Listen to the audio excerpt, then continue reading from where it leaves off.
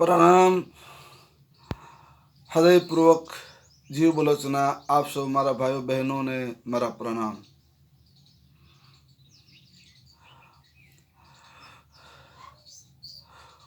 मारा भाइयों बहनों, आखा भारत वर्षनी अंदर अत्यारे એટલો મોટો જન આક્રોશ ફાટી નીકળ્યો છે કે તમે જોશો ને તો તમને બે ઘડીક ચકરાવો આવી જશે કે આ શું. જંતર મંતર એક એવું દિલ્હીનું સ્થળ છે કે જ્યાં આખા ભારતના નાગરિકોને આવીને આ જગ્યા ઉપર પોતાની વાત મૂકવા માટેનું સ્થળ એટલે જંતર મંતર. પછી તમારે સરકારના વખાણ કરવા હોય તોય ભલે, સરકારનો વિરોધ કરવો હોય તોય ભલે, અને તમારે જે કાંઈ સરકાર વિશે બોલવું હોય અને કાંઈ આંદોલન કરવું હોય, ભૂખ હડતાલ કરવી હોય, સત્યાગ્રહ કરવો હોય, તો આ જંતર મંતરનું સ્થળ અનામત રાખ્યું છે આવા લોકો માટે. ભારત વર્ષની અંદર ક્યારેય આવું ન બન્યું હોય એવું અત્યારે જંતર મંતરમાં બન્યું છે.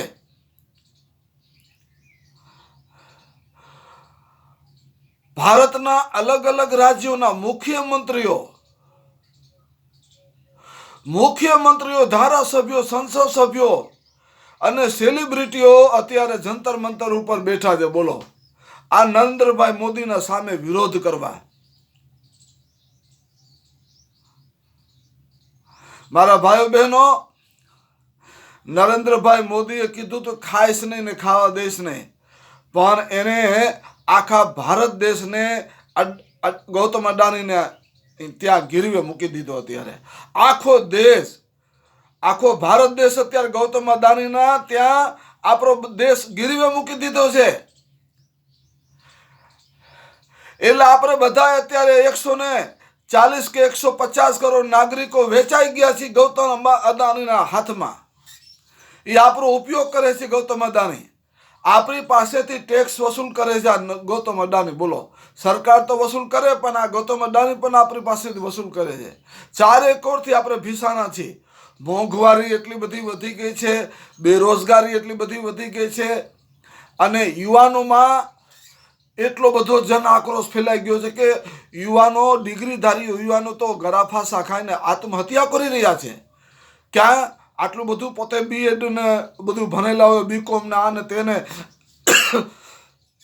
પછી સરકારી નોકરી ન મળે તો ખૂબ ભણેલા હોવાથી ચાની હોટલમાં કામ પણ ન કરી શકે. પોતાનો ઈગો હોય ને શિક્ષણનો, ના છૂટકે પોતે યુવાનો, આવા બેરોજગાર યુવાનો આત્મહત્યા કરે છે. બોલો, આ નરેન્દ્રભાઈ મોદીની સરકારની અંદર નરેન્દ્રભાઈ મોદીએ વચન આપ્યા હતા. વચન તો બધા ખોટા જ નીકળ્યા છે. વચન એક એવું હતું કે 2022 સુધી કોઈ પણ ભારતનો નાગરિક મકાન વગરનો નહીં રહે. આ નરેન્દ્રભાઈ મોદીની ગેરંટી છે, પોતે કહે છાતી ઠોકીને. કેટલું જૂઠું બોલે છે, કેટલું જૂઠું બોલે છે. આપણા ફારૂક અબ્દુલ્લા જમ્મુ કાશ્મીરના, તરીપાર અમિતભાઈ શાહ બેઠેલા, નરેન્દ્રભાઈ મોદી પોતે બેઠેલા, પાર્લામેન્ટની અંદર ફારૂક અબ્દુલ્લા મોઢે સંભળાવે છે મોદીને કે મોદી તમે ક્યાં સુધી આટલું બધું જૂઠ બોલતા રહેશો. આ તમારા જૂઠથી આખું દેશ તંગ આવી ગયું છે. મોટે કીધું તોય આ નિંભરને મીંઢાને કાંઈ ખબર જ નથી. બધાના સાંભળે છે, પણ મારો મીંઢો પોતાનું ધાયરું કરે છે, પોતાની RSSનું ધાયરું કરે છે. મારા ભાઈ બહેનો, આ બધા મુખ્યમંત્રીઓ જેવા એમને કેટલો અન્યાય થાય છે. જો પોતાની સરકાર હોય, ભાજપની સરકાર જે રાજ્યમાં હાલતી હોય, એને ઘી કેરા અને એને 32 જાતના ભોજન એ બધું પીરસે આ મોદી. અને જો વિપક્ષવાળા હોય, એની સરકાર હોય, કોંગ્રેસની કે બીજા કોઈ પક્ષોની, કેજરીવાલની કે બીજા કોઈની હોય, તો એને કાંઈ ન આપે. અરે ભાઈ, તમારે જે આપવાનું હોય રાજ્યને એ તમારે આપવું પડે. ભંડોળ જે આપવાનું હોય એ આપવાનું હોય, ગ્રાન્ટો જે રાજ્યની હોય એ તમારે આપવાની હોય કેન્દ્ર સરકાર તરફથી. વાલા દૌલાના તમારે ભેદભાવ ન કરવાના હોય મોદી સાહેબ. પરંતુ આ નરેન્દ્રભાઈ મોદી છે ને, કેટલો ઘમંડી, કેટલો અભિમાની અને કેટલો વિનાશી પુરુષ છે એ તમે આનેથી દાખલો કે આ મુખ્યમંત્રીઓ અત્યારે બેઠા છે મોદી સામે ભૂખ હડતાલ ને દેખાવ કરવા બેઠા છે. બોલો કે આ અમારા ભંડોળ દાબીને બેઠો છે, અમારી ગ્રાન્ટો દાબીને બેઠો છે, નથી આપતો તો અમારે રાજ્ય ચલાવવું કેમ? રાજ્યની રોયલ્ટી હોય એ દાબીને બેઠા છે તો અમારે અમારું રાજ્ય ચલાવવું કેમ? મારા ભાઈઓ બહેનો, તમારા ઘરની અંદર તમને 10,000 રૂપિયાની જરૂર હોય દર મહિને, તમારા ધર્મ પત્નીને 10,000 રૂપિયા તમે આપતા હોય ઘર ચલાવવા માટે, એની જગ્યાએ તમે 1 મહિનો 2 મહિના તમે ન આપો તો ત્રીજા મહિને તો ધર્મપત્ની છે ને રિસામને ચાલી જાય, અથવા ઘરો ફાંસો ખાઈને મરી જાય કે મારો ધણી આપતો નથી તો મારે ઘર કેમ ચલાવવું? કેટલી ગૃહિણીઓ ગળાફાંસા કહીને મરી જાય આર્થિક સંકળામણની લીધે. આ મોદીના રાજમાં આવું પણ થાય છે. તો જ્યારે ઘરની અંદર એક નાનું 10,000 15,000નું પેકેજ હોય એ મહિને, અને એની આવશ્યકતા હોય એ જો ન આવે 1 મહિનો 2 મહિના તો ઘરવાળી હોય એ પોતે બચત કરેલી હોય, બચતમાંથી પણ ઘર ચલાવે કે ચાલો 3જા મહિને આવી જશે, પણ 3જા મહિને પણ પૈસા ન આવે તો હવે ઘર ચલાવવું કેમ? આવું જ કંઈક આ રાજ્યોનું છે મારા ભાઈઓ બહેનો. આ બધા રાજ્યના મુખ્યમંત્રીઓ નરેન્દ્રભાઈ મોદી સામે જંતર મંતરમાં બેઠા છે દેખાવો કરવા કે કેમ તમે અમારી સાથે વાલા દૌલાના ભેદભાવ કરો છો, કેમ તમે અમારી સાથે આવી અનીતિ આચરો છો, કેમ તમે અમારા રાજ્યો સામે તમે આવા અત્યાચાર કરો છો? પણ આ સરમુખત્યારને કોઈ કહેનારું નથી, કોઈ સુપ્રીમ કોર્ટની બીક નથી, કોઈ એને માનવ અધિકાર પંચોની, એમ્નેસ્ટી ઇન્ટરનેશનલની કોઈની એને બીક નથી, કોઈ વિશ્વની કોઈ હસ્તીની એને બીક નથી. એટલો ઘમંડી થઈ ગયો છે આ મોદી સાહેબ કે બસ હું કરું એ જ સાચું. એટલો મોટો તાનાશાહ થઈ ગયો કે ભારતની અંદર તો શું, વિશ્વની અંદર જેટલા તાનાશાહો થઈ ગયા બધા તાનાશાહનો બાપ, એક વેત અધર ચરે એવો આ તાનાશાહ થઈ ગયો છે. બોલો, કોઈને ગોઠતો નથી, પોતાનું ધાર્યું જ કરે છે. પરંતુ મારા ભાઈ બહેનો, આજે રાહુલ ગાંધી માટે, અરવિંદ કેજરીવાલ માટે અને નરેન્દ્રભાઈ મોદીના જે વિરોધી દળના જે મંત્રીઓ છે, મુખ્યમંત્રીઓ છે, મમતા બેનર્જી છે, સોનિયા ગાંધીજી છે, એના માટે આજનો દિવસ બહુ સારો છે. કેમ કે આજે નરેન્દ્રભાઈ મોદીને એવી સુપ્રીમ કોર્ટે થપ્પડ મારી છે, ફેરવીને એવી થપ્પડ મારી છે કે આ થપ્પડના લીધે આ વડાપ્રધાનનો જે નશો હતો ને પૈસાનો, એ પૈસાનો નશો ઉતરી ગયો છે. એક જ સુપ્રીમ કોર્ટની એવી ફેરવીને થપ્પડ મારી છે ચંદ્રચૂડ સાહેબે કે જેટલું અભિમાન હતું પૈસાનું, આ એક જ સુપ્રીમ કોર્ટની થપ્પડથી નરેન્દ્રભાઈનું અભિમાન ઉતરી ગયું. આ એક જ થપ્પડથી. આ હું તમને કહું છું હમણાં મારા ભાઈ બહેનો, આ એવી થપ્પડ સુપ્રીમ કોર્ટની મારી છે ભાજપને સુપ્રીમ કોર્ટે. મારા ભાઈ બહેનો, આ કાબર ચિત્રાએ એવા ખેલ કરેલા અને પાર્લામેન્ટની અંદર બિલ પણ પાસ કરાવી નાખેલું આ કાબર ચિત્રાએ, અને જેને ગુપ્તદાન કહેવામાં આવે, ચૂંટણી ફંડનું ગુપ્તદાન. ચૂંટણી ફંડ, ચૂંટણીમાં ગુપ્તદાન જે આપવામાં આવે ચૂંટણી ફંડ, એને ગુપ્તદાન, એને ઇલેક્ટ્રોનિક ફંડ, ઇલેક્ટ્રોનિક બોન્ડ.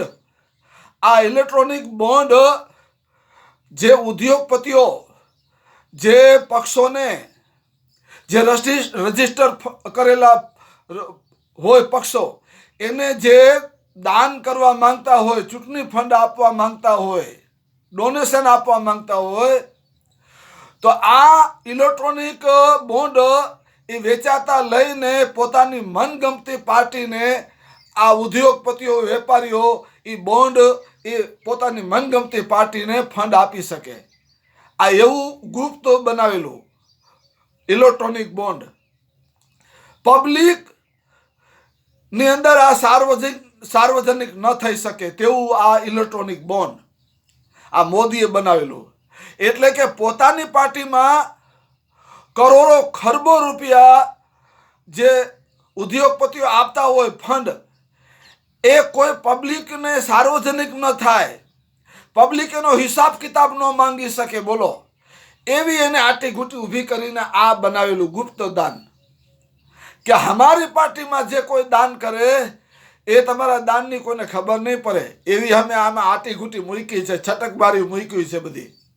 તમે જેટલું દાન દેવા માંગો ભાજપને દઈ શકો છો, અને પછી તમે જે દાન દેશો તો સામે પણ તમને મલાઈ આપશું. ઉદ્યોગપતિઓને પણ આ આપે ને આ લોકો.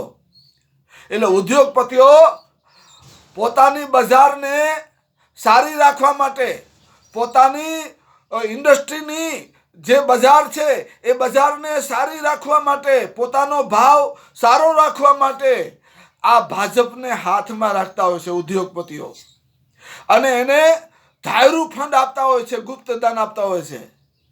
ત્યારે સામેવાળી કોંગ્રેસ અને આ બધી કેજરીવાલની પાર્ટીઓ, આમ આદમી પાર્ટી અને બીજી આ બધી મમતા બેનર્જીની પાર્ટી, અખિલેશ યાદવની પાર્ટી, આરજેડી પાર્ટી છે, આ બધી પાર્ટીઓ છે, એને જે ફંડ અપાતા હોય એ ફંડ ઇલેક્ટ્રોનિક દ્વારા જ ફંડ અપાતા હોય.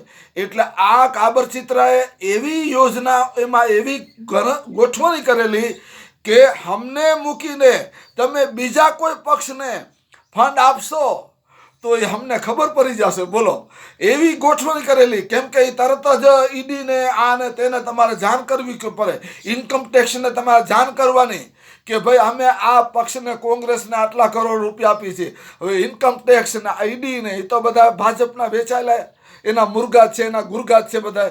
આજકાલ ઈડી અને સીબીઆઈ આ બધી અત્યારે સરકારી સાંવિધાનિક સંસ્થાઓ નથી રહી. દાખલા જાણે કે ભાજપની રખાત થઈ ગઈ હોય એવું કામ કરે છે આ લોકો.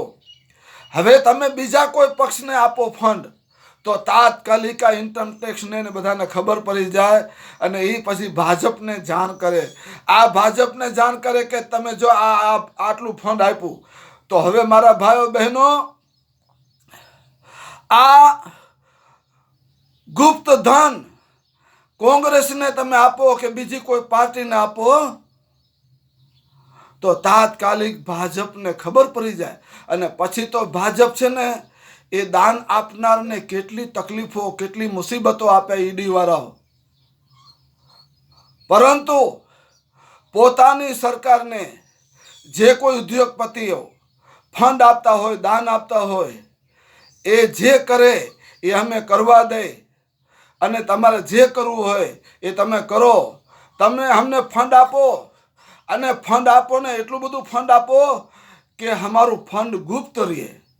સુપ્રીમ કોર્ટને આજ સામે જ્યારે આ ભાજપવાળાઓ આ ઇલેક્ટ્રોનિક બોન્ડ લઈને આવ્યા કે અમને આ ગુપ્ત દાન રાખવાની, ગુપ્ત રાખવાની અમને રજા આપો, સુપ્રીમ કોર્ટે એવી લપરાક મારી કે નહીં, આ તમારા બાપનું ધન નથી, બરોબર, આ જનતાનું ધન છે, જનતાને જાણવાનો અધિકાર છે. આ તમારું ધન, આ તમારા બોન્ડ તમારે સાર્વજનિક કરવા જ અનિવાર્ય છે. એટલે સુપ્રીમ કોર્ટે આજ મોટી લપરાક મારી છે ભાજપને કે ખબરદાર, તમારા ગુપ્ત ધન છે એ ગુપ્ત દાન છે, એ ગુપ્ત દાન નહીં, પ્રજાને સાર્વજનિક થઈ ગયું છે. કે હવે તમે જે કામ કરો છો આ 2024ની અંદર ભારતીય જનતા પાર્ટી જે મોટું કૌભાંડ, મોટા ભ્રષ્ટાચારો કરવા માંગતું હતું, અને પ્રજાની અંદર ધનનું વૈભવથી પોતે બધાના ધાયરા કામ કરવા માંગતું હતું, આજે સુપ્રીમ કોર્ટે એવી લપરાક મારી છે ભારતીય જનતા પાર્ટીને કે હવે સુપ્રીમ કોર્ટના આ એક જ ફેસલાથી ભાજપનું જે અભિમાન છે ને એ ઉતરી ગયું છે. હવે ભાજપ છે ને એ 2024ની અંદર જે કરવા માંગે છે એ કરી નહીં શકે આ સુપ્રીમ કોર્ટની એક જ ફેસલાથી. બસ, બાકી તો હવે આગળ જોશો આ નરેન્દ્રભાઈ મોદીના અત્યાચાર સામે જે જન આક્રોશ ફાટી નીકળ્યો છે એની સામે નરેન્દ્રભાઈ મોદીની સરકાર ટકી નહીં શકે. અને આજે તમામ સરકારી સંસ્થાઓ આ ભાજપના પ્રેશરની અંદર આવીને અસંવૈધાનિક જે પ્રવૃત્તિઓમાં સામેલ છે એ ખૂબ જ દુઃખદ બાબત કહેવાય. આજે સરકારી તંત્રોને અને સરકારી સંસ્થાઓને, સરકારી સંવૈધાનિક પદો ઉપર બેઠેલા અધિકારીઓને એવા પોતે દબાવીને એવા ખરાબ કામ કરાવી રહ્યા છે ભાજપની સરકાર. એ બધું પ્રજા આ જોઈ રહી છે, વિશ્વ જોઈ રહ્યું છે. હવે એનો જવાબ તો 2024માં આ તાનાશાહને ભારતની 140 કરોડ જરૂર આપશે. અને આ તાનાશાહથી આપણે મુક્ત થઈ આપણો દેશને બચાવી લેવાનો છે, આપણા ભારતના સંવિધાનને બચાવી લેવાનો છે. એટલે આજે હું તમામ મારા ભાઈઓ બહેનને કહું છું કે દેશને બચાવી લ્યો, દેશને બચાવી લ્યો, દેશના સંવિધાનને બચાવી લ્યો. હું ગુજરાત જનતા સમર્થન પાર્ટીનો પ્રેસિડેન્ટ ગુલામ હુસૈન ઉમરભાઈ બલોચ મકરાણી. જય હિન્દ, જય ભારત.